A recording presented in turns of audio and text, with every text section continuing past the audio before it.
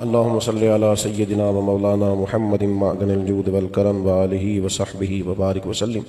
حمد و صلاۃ کے بعد عالی مرتبت ذی احترام حضرات علماء کرام، مشائخ، سادات، بزرگوں، دوستوں، بھائیوں، آپ نے حضرت علامہ خطیب العصر علامہ حامی سرفراز صاحب قبلہ کا خطاب سنا ہے۔ اس اسٹیج پہ صاحب سجادہ حضرت شیخ فاضل حسین صاحب بھی جلوہ فراز ہیں، حضرت شیخ ندیم سلطان صاحب قبلہ بھی تشریف فرما ہیں، اور بھی جید علماء مشائخ یہاں موجود ہیں۔ چند ایک گزارشات نہایت مختصر سے وقت میں کوشش کروں گا، ایک ہی آنسو میں کہہ دوں گا میں دل، طوفان بیجا لانے سے بھی چشم فائدہ، دو اشک ہی کافی ہیں اگر اثر کریں تو۔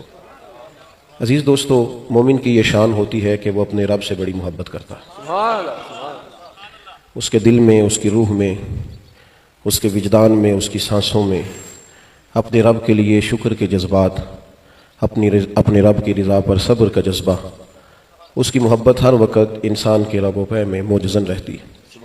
اللہ تعالیٰ نے خود اس حقیقت کو بیان کیا، فرمایا والذین آمنوا اشد حبا للہ، فرمایا وہ لوگ جو ایمان لے آئے وہ اپنے رب سے شدید محبت کرتے ہیں۔ پھر جب یہ محبت جذبات کا رخ اختیار کرتی ہے تو پھر لوگ اس کی معرفت کو ڈھونڈنا چاہتے ہیں، ان رستوں کے متلاشی ہو جاتے ہیں۔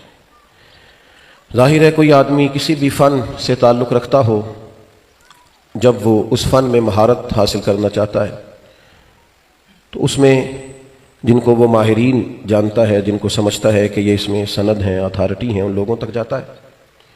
یہی تصوف و طریقت کا سلسلہ ہے کہ جب لوگ معرفت الہی کا رستہ تلاش کرتے ہیں تو وہ ایسے لوگوں کے پاس جاتے ہیں جو صاحب دل ہوں، جن کو اللہ تبارک و تعالیٰ کی معرفت کا نور حاصل ہو، ان کے رستوں پہ وہ چلتے ہیں۔ سب سے پہلے طلب پیدا ہوتی ہے، اور یہ طلب بڑی ضروری ہوتی ہے۔ اگر کسی چیز کی طلب نہ ہو، یعنی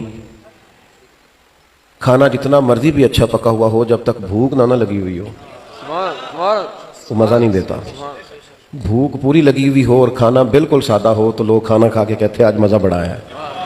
تو اصل لذت صرف کھانے میں نہیں ہوتی، لذت طلب میں بھی ہوتی ہے۔ بہت سارے لوگوں میں طلب ہی نہیں ہوتی سرے سے، وہ تبصرے کر کے گزر جاتے ہیں، یار ساری عمر گزر گئی کوئی بندہ ہی نہیں ملا، ساری زندگی گزر گئی کوئی صاحب نظر ہی نہیں ملا۔ جناب آپ نے بحث کی ہے، تبصرہ کیا ہے، سیکھنے والے تو چھوٹوں سے بھی سیکھ لیتے ہیں، تربیت پانے والے تو تربیت پا لیتے ہیں۔ انہوں نے کچھ حاصل کرنا ہوتا ہے، وہ ایک بزرگ بڑے درد و سوز سے دعا مانگتے تھے تو کسی نے کہا شیخ بڑے لوگ دعا مانگتے ہیں، آپ نے سلیقہ کہاں سے سیکھا؟ کہنے لگے اپنی بیوی سے۔ اتنا تو نہ گھورے، کوئی اتنی سخت بات تو میں نے نہیں کی، سخت گھورا ہے آپ نے، ایسی کوئی بات نہیں کی میں نے۔ انہوں نے کہا کہ میں نے دعا مانگنے کا طریقہ چلو تسی کرنا دسیا جے گل جا کے، لیکن سنیں تو صحیح نا بھائی، اہلیہ سے سیکھا ہے۔ تو کہا وہ کیسے؟ تو فرمانے لگے کہ گھر والی نے مجھے کوئی کام بتایا، کوئی خرچ بتایا، کوئی ضرورت بتائی، تو میں نے کہا کہ ابھی میرے پاس گنجائش نہیں ہے، کہیں سے پیسے آتے ہیں تو میں دے دوں گا۔ اس نے 2-1 دنوں کے بعد پھر یاد کرایا، حضرت کو میں نے گزارش کی تھی کچھ پیسوں کی، فلاں ضرورت پوری کرنی تھی، تو میں نے اسے کہا ابھی نہیں ہے میرے پاس۔ خواتین کی عادت ہوتی ہے اگر کوئی بات یاد آ جائے تو وہ بھولتی نہیں، جتنی مرضی جدوجہد کر لیں آپ، وہ یاد رہتی ہے۔ تو انہوں نے 2-4 دنوں کے بعد پھر یاد کرایا، تو کہتے مجھے غصہ آیا تو میں نے ڈانٹ دیا، اور ڈانٹ کر کے میں نے کہا تمہیں کہا ہے نا ابھی نہیں ہے میرے پاس، ہوں گے تو دے دوں گا۔ تو میں نے خوب ڈانٹ پیٹ دیا۔ کہتے ہیں جب وہ کافی ساری ڈانٹ میں نے پلا دی تو وہ صبر سے سنتی رہی میری باتیں۔ آخر میں اس نے ایک جملہ کہا جس سے مجھے اللہ سے دعا مانگنے کا طریقہ آیا۔ وہ مجھ سے کہنے لگی آپ ٹھیک کہتے ہیں، شاید میں زیادہ اصرار کر گئی اور ضد کر گئی، پر میں نے آپ سے ہی کہنا ہے، آپ ہی میرے شوہر ہیں، آپ سے نہ کہوں تو کس سے کہوں؟ فرماتے ہیں میں سمجھ گیا جب میں کہوں گا مالک تو ہی میرا رب ہے، میں تجھ سے نہ کہوں تو پھر کس سے جا کے کس اور دروازے پہ جاؤں، بھلا کون میری فریاد سنے؟ تو جب میں اس رنگ سے مانگوں گا تو وہ کریم ہے، اپنے فضل سے عطا کرے گا۔ پہلی چیز یہ ہے کہ طلب دیکھیں کتنی ہے، طلب۔ اعلیٰ حضرت بریلوی رحمۃ اللہ علیہ کا پیر خانہ ہے مارہرہ شریف، وہاں کے ایک بزرگ تھے حضرت آل حمزہ 6 میاں کہلاتے تھے۔ تو ایسے ایک صاحب نے آ کے بڑا تبصرہ کیا کہ آج کل درویش نہیں ملتے، آج کل فلاں نہیں ہوتا، آج کل کوئی لوگ رہے ہی نہیں۔ تو فرمانے لگے بیٹا بات تمہاری ٹھیک ہے، تم اس طرح کرو کھانا کھاؤ اور آرام کرو۔ تو ڈھیر ساری مچھلی کھانے میں دے دی، اور اتفاق کی بات یہ کہ باہر سے دروازہ بھی بند رہا۔ تو فجر میں جب وہ دروازہ کھلا تو شیخ نے کہا السلام علیکم، کہنے لگے پانی۔ فرمایا رات کیسی گزری کا چھوڑیے، پانی کا بتائیے. تو فرمایا بھائی پوری بات تو میرے ساتھ کر، تیری کیفیت کیا رہی؟ حضرت پانی کا بتائیے. تو جو بڑے لوگ ہوتے ہیں وہ بہت زیادہ باتیں نہیں کرتے، ان کی خاموشی بھی بہت بڑا واز ہوتی ہے. حضرت تھوڑی دیر چند سیکنڈ خاموش رہے اور پھر اس کے کمر پہ ہاتھ رکھ کے فرمانے لگے بیٹا پتہ چلا ہے طلب کسے کہتے ہیں؟ یہ طلب جب پیدا ہوتی ہے پھر بندہ گھومتا ہے نگر نگر، گلی گلی، تیری تلاش میں پھرا میں جنگل پہاڑ اور دشت میں. پھر لوگ دروازہ دروازہ جاتے ہیں کہیں سے محبت کی خیرات ملے. پھر لوگ کہتے ہیں کہ میں ہر اس دروازے پہ جاؤں جو مجھے محبوب کی بات سنائے، میں ہر اس راہ کو دیکھوں جو راہ اس راہ سے جا ملتی ہو. سب سے پہلی بات تو یہ کہ طلب ہی نہیں. ایک دوست کہنے لگے پیر بڑے جعلی ہیں. میں نے کہا چلو ناراض نہ ہونا، مرید بھی بڑے جعلی ہیں، ناراض نہ ہونا. ہو گئے ہو نا تسی وچ وچ ناراض. تو میں نے تو یہاں تو دیکھے نا کہ بزرگ بیٹھے ہیں، صاحبزادہ جلیل صاحب بیٹھے ہیں عیدگاہ شریف سے، دیگر مشائخ تشریف فرمایا. آپ غور فرمائے مرید بھی بڑے جعلی ہیں. وہ بھی کہتے ہیں جناب کوئی تعویذ دیں آپ فٹافٹ کام چل جائے. رب دا طالب کوئی نہیں ملیا، اتنے جو ملے طالب زردہ ہو. تو دنیا داری کی تلاش میں آئے. یہ کبھی اس تلاش میں آتے نا، کبھی وہ رنگ ہوتا، کبھی کوئی آ کے بات چھیڑتے. حضرت خواجہ نصیر الدین چراغ دہلوی کے حالات میں لکھا ہے کہ ایک درویش آ کے سوال کرتا تھا تو جواب آتا ہی بڑی دیر کے بعد تھا. سوال سن کے شیخ بڑا روتے تھے، اتنا روتے تھے اتنا روتے تھے. کہتے تھے یار تو سوال نہ کل دوبارہ پوچھنا. پھر کل بھی رونے میں گزر جاتی، اس کو پرسوں دوبارہ پوچھنا، تیرے سوال نے بات ہی کوئی اور چھیڑ دی. تو پہلی بات تو یہ طلب ہے. پھر اس طلب کے لیے جدوجہد ہے، اس کے لیے علم سیکھنا ہے، ضرورت کے مطابق کتب بینی کرنی ہے، آپ کو مسائل سیکھنے ہیں ضرورت کے.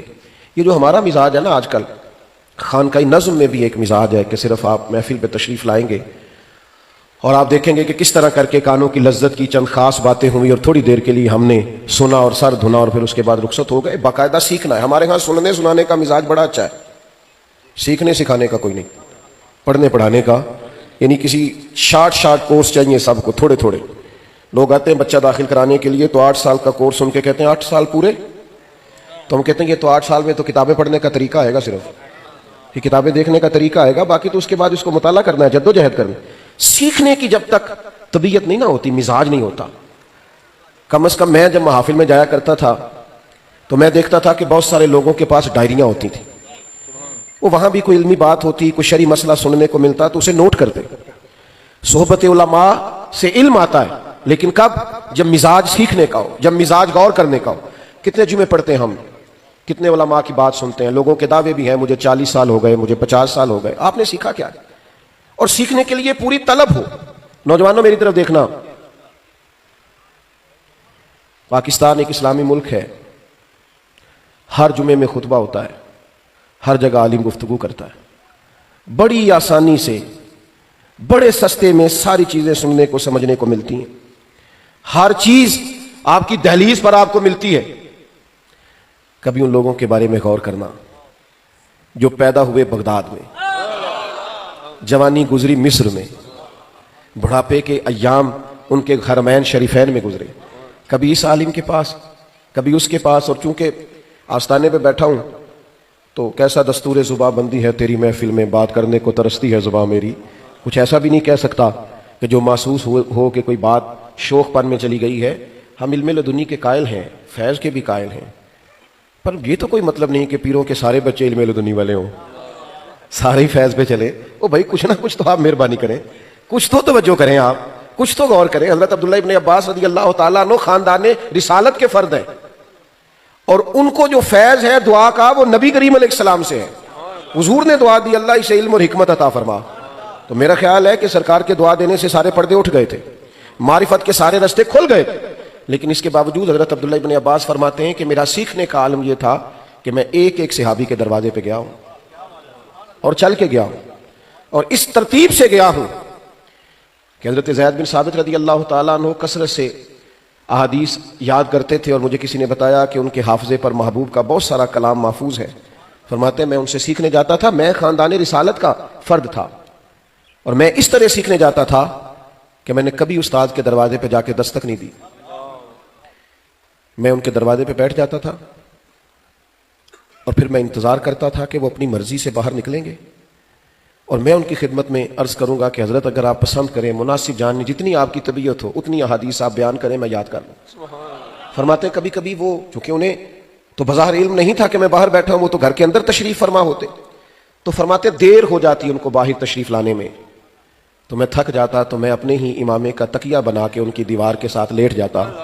فرماتے ہیں ٹھنڈی ہوائیں جب مدینہ شریف کو چوم کے گزرتی تو کچھ ریت میرے بالوں میں پڑ جاتی، پھر وہ باہر تشریف لاتے اور آ کر کے پوچھتے، وہ محبوب کے چچا زاد اتنی مشقت کیوں کرتے ہیں، مجھے بتا دیا ہوتا میں باہر حاضر آ جاتا۔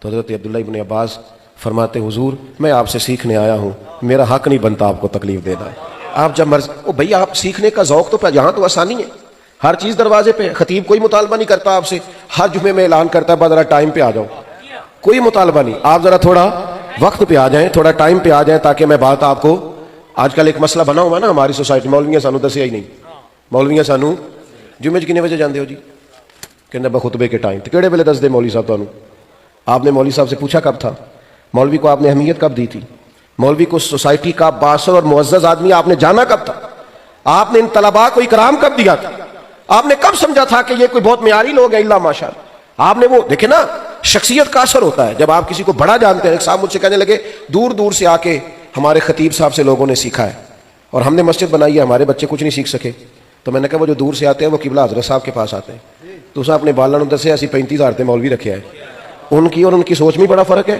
وہ جس نظریے سے جاتے ہیں ان کو ملتا ہے بڑا کچھ، اور آپ کی سوچ میں اور ان کی سوچ میں فرق، تو طلب پیدا کریں۔ ظاہر ہے موسم ایسا ہو رہا ہے کہ بات کو مزید طویل نہیں کیا جا سکتا۔ تیسری بات یہ کہ جو سیکھیں پھر اس پر عمل کریں، جب تک عمل کا مزاج پیدا نہیں ہوتا انسان دو کشتیوں کا مسافر ہے، کہ جو کسی کو دکھانے کے لیے نیکی انسان کرتا ہے یہ سب سے پہلے کرنے والے کو تکلیف دیتی، اذیت پہنچاتی۔ آپ عمل کریں گے نا، مزاج عمل کا ہوگا تو آپ خود محسوس کریں گے کہ آپ کی طبیعت میں ٹھنڈک آ گئی، آپ بعمل زندگی گزاریں، آپ کو محسوس ہوگا کہ آپ ایک راحت والا رستہ اختیار کیے ہوئے ہیں۔ اور پھر چوتھی بات اس عنوان پر یہ ہے، ٹھیک ہے جی بس اللہ آپ کو جزائے خیر، بات ختم کر رہا ہوں۔ چوتھی گزارش یہ ہے کہ جب آپ طلب پیدا کریں، سیکھ لیں، عمل کرنے لگیں، تو پھر کوشش کریں کہ دوسروں کا احساس پیدا کریں اور ان کو سکھانے کی کوشش کریں۔ ہمارے اندر نا تبلیغ کا وہ ذائقہ نہیں ہے، ہمارے ہاں داد امداد کے لیے خطاب ہوتے ہیں، تقریر کا نا وہ آپ کو پتہ ہے، کبھی کسی باپ کو پتہ چل جائے، ماں کو پتہ چل جائے کہ بچہ سگریٹ پینے لگا ہے یا کسی بری سرگرمی میں جانے لگا ہے، تو وہ سامنے بٹھا کے تقریر نہیں کرتے، وہ تو اس کے پیروں پہ ہاتھ رکھ کے تقریر کرتے ہیں، تو اس کی منت کرتے ہیں بیٹا میری کمائی نہ اجاڑ دینا، اور پھر جب وہ وعدہ بھی کر لیتا ہے کہ آج کے بعد نہیں پیوں گا، تو پھر بھی مصلی بچھا کے دعا مانگتے ہیں کہ یا اللہ میں نے کہہ دیا ہے تو اثر پیدا کر دے۔ یہی ہمارے بزرگوں کا حال تھا، وہ اس لیے تقریریں نہیں کرتے تھے کہ کوئی کہے کیا جملہ کہا ہے، کیا بات کر دی ہے، کیا نقطہ بیان کیا، وہ تو چاہتے تھے اللہ کے بندے اللہ والے بن جائیں۔ کسی کو گناہ میں مبتلا دیکھ کے ان کے دل پہ زخم لگتا تھا، تکلیف محسوس کرتے تھے، ہماری ملت کے جوان گناہ کر کر کے تھک گئے، نفسیاتی مریض زور پکڑ رہے ہیں، اعصابی جنگ ہے، دنیا کی طرف جانا ہے، دین کی طرف جانا ہے، یہ کھچاؤ ہے، تناؤ ہے۔ اب تو یہ ضرورت محسوس کرتے ہیں کوئی آگے بڑھے اور ان کا بازو تھامے، یہ چاہتے ہیں، لیکن یہ بڑا خیر والا بندہ سمجھ کے پیچھے بھاگتے ہیں، اور پھر وہ آگے جاتے ہیں تو میری طرح کا آدمی نکل آتا ہے، سارا معاملہ ہی گڑبڑ ہو جاتا ہے۔ کوشش فرمائیں کہ زندگی میں تبلیغ کا ذوق پیدا کریں اور تربیت کے لحاظ کہ کوئی بدل جائے، اور اگر آپ محسوس کریں کہ آپ کے کردار سے بدل سکتا ہے تو اپنے اوپر مشقت کر لیں، تھوڑی دیر کے لیے اپنے آپ کو سمجھا لیں، اپنی گفتگو پر، اپنے اٹھنے بیٹھنے پر تھوڑی پابندیاں لگا لیں تاکہ چیزیں بہتر ہو سکیں۔ میں اسی پر اپنی گفتگو کو ختم کرتا ہوں، اللہ تعالی ہماری حاضری قبول فرمائے، وما علینا الا